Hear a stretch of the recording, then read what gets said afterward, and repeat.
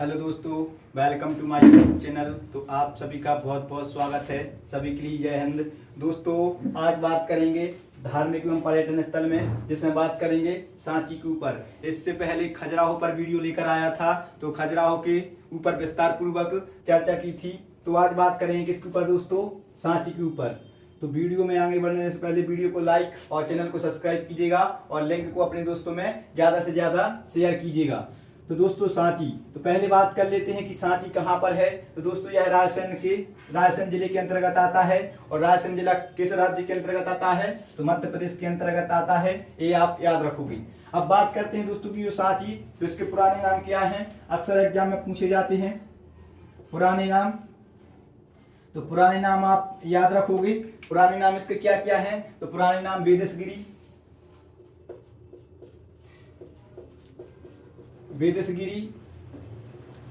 श्री पर्वत, चैत्यागिरी,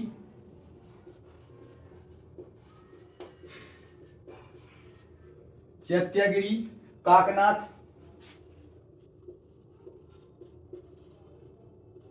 काकणाय और काकड़ा रबूत। ये पूछा गया था एमपीपीएससी 2020 में। तो ये हैं सांची के पुराने नाम कौन कौन से? वेदसगिरी, श्री पर्वत, चैत्यागिरी, काकनाथ, काकणाय और काकड़ा बरूद। तो ये आप याद रखोगे कि सांची के कौन कौन से पुराने नाम हैं। अब बात आती है दोस्तों कि जो सांची है यह यूनेस्को की विश्व धरोहर सूची के अंतर्गत सम्मिलित है। तो बात आती है कि ये कब सम्मिलित किया गया था? तो 1989 में सम्मिलित किया गया था।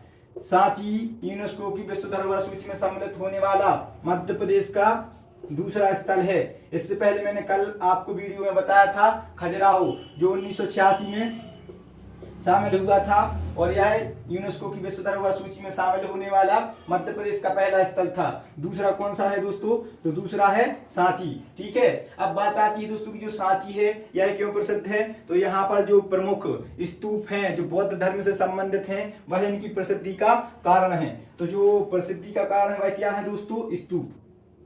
प्रसिद्धि का कारण क्या है? तो प्रसिद्धि का कारण क्या है? स्तूप। ये आप याद रखोगे। अब बात आती है दोस्तों की जो स्तूप हैं यह किसने बनवाए थे? तो जो मौर्य काल के सम्राट थे, मौर्य वंश के सम्राट थे, कौन? सम्राट अशोक। सम्राट अशोक के द्वारा स्तूपों का निर्माण करवाया गया था। जो इनकी पत्नी थी कौन? महादेवी। महादेवी का संबंध मध्य प्रदेश किस जिले से था? विदिशा जिले से था। जो इनकी पत्नी थी महादेवी, महादेवी के कहने पर अशोक ने सांची में 3 स्तूप बनवाए थे। कितने स्तूप बनवाए थे दोस्तों? 3 स्तूप बनवाए थे। तो ये आप याद रखोगे। अब बात आती है दोस्तों की जो सम्राट अशोक के द्वारा स्तूप बनवाए गए थे। बहुत बार एग्जाम में पूछा गया है जो सांची के स्तूप है वह कौन से सम्राट के द्वारा बनवाए गए थे? तो सम्राट अशोक के द्वारा बनवाए गए थे। और दोस्तों, जो सम्राट अशोक हैं वह कौन से वंश से संबंधित हैं? तो वह मौर्य वंश से संबंधित है। आप याद रखोगे। कौन से वंश से संबंधित हैं? मौर्य वंश से संबंधित हैं। ठीक है। और आपसे पूछा जाए कि जो सांची के स्तूप हैं वह कितने हैं? तो 3 हैं। कितने हैं दोस्तों? 3 हैं। अब बात आती है इसके टाइम पीरियड की कि सम्राट अशोक ने जो स्तूप है वह कब बनवाए थे? तो 3री ईसा पूर्व में बनवाए थे। कब बनवाए थे दोस्तों? 3री ईसा पूर्व में बनवाए थे, 300 ईसा पूर्व में। तो ये आप याद रखोगे। कब बनवाए थे? 300 ईसा पूर्व में बनवाए थे। मतलब 3री शताब्दी में इन्होंने स्तूपों का निर्माण करवाया था। अब दोस्तों, आपने देखा होगा कि जो सांची का स्तूप है, मैं आपको दिखाता हूं, एक सेकंड।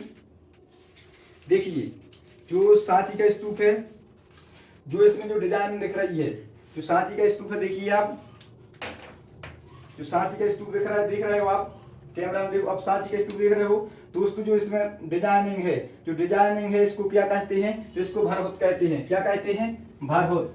आप याद रखोगे। जो स्तूप के ऊपर डिजाइन है, शैली है, उसको क्या कहा जाता है? भरहुत कहा जाता है। और दोस्तों, जो स्तूप है, यह स्तूप तो सम्राट अशोक के द्वारा बनवाया गया था, लेकिन जो इसके चारों रेलिंग है, देखो आप, ये रेलिंग दिख रहे हो ना, जो ये रेलिंग है यह कौन से काल में निर्मित हुई थी? तो ये भी क्वेश्चन अक्सर पूछा जाता है। तो शुंग काल में निर्मित हुई थी। कब हुई थी दोस्तों? शुंग काल में निर्मित हुई थी। ये आप याद रखोगे कि जो सांची का स्तूप है उसके चारों ओर जो रेलिंग आप देख रहे हो, यह कब निर्मित की गई थी? तो दोस्तों यह निर्मित की गई थी कब? शुंग काल में निर्मित की गई थी, आप ये याद रखोगे। दोस्तों जो यहाँ पर सांची का स्तूप है और जो यहाँ पर महास्तूप है, कौन सा स्तूप? महास्तूप। जो महास्तूप है यह भारत का सबसे बड़ा स्तूप है, ये आप याद रखोगे। जो यहाँ पर स्थित महास्तूप है वह भारत का सबसे बड़ा स्तूप है, आप याद रखोगे। और दोस्तों यहीं पर जो महात्मा बुद्ध हैं, महात्मा बुद्ध के दो प्रिय शिष्य कौन कौन? सारिपुत्र और महामोदगलायन। कौन कौन दोस्तों? सारिपुत्र और महामोदगलायन। महामोदगलायन दोनों की अस्थियां संरक्षित हैं। तो ये भी क्वेश्चन पूछा गया है कि महात्मा बुद्ध के कौन दो प्रिय शिष्य जिसकी अस्थियां संरक्षित हैं? तो सारिपुत्र और महामोदगलायन की यहाँ पर अस्थियां संरक्षित हैं, आप ये याद रखोगे। अब बात आती है दोस्तों की जो सांची का स्तूप है इसकी खोज कब की थी? तो इसकी खोज 1818 में 1818 में जनरल टेलर के द्वारा की गई थी। किसके द्वारा की गई थी? जनरल टेलर के द्वारा इसकी खोज की गई थी। तो ये आप याद रखोगे कि जो सांची के स्तूप की खोज है वह कब की गई थी? 1818 में की गई थी। और किसके द्वारा की गई थी? तो जनरल टेलर के द्वारा की गई थी। ये पॉइंट आपको याद रखना है। दोस्तों मैंने आपको बताया है कि जो भारतीय मुद्रा का 200 का नोट है, 200 का नोट है, उस पर सांची के स्तूप का छायाचित्र अंकन किया गया था। तो ये क्वेश्चन पूछा गया है कि ये कब किया गया था? तो ये आपको याद रखना है दोस्तों, कब किया गया था? 2017 में। जो सांची के स्तूप में, सांची का स्तूप है जो 200 रुपए के नोट पर छायाचित्र बना हुआ है वह कब बनाया गया था? 2017 में बनाया गया था, ये आपको याद रखना है। इसके बाद में दोस्तों जो सांची का स्तूप है इसी के ऊपर एक पहाड़ी है, इसी पहाड़ी के ऊपर एक पुरातात्विक संग्रहालय है। कौन सा संग्रहालय? मूल पुरातात्विक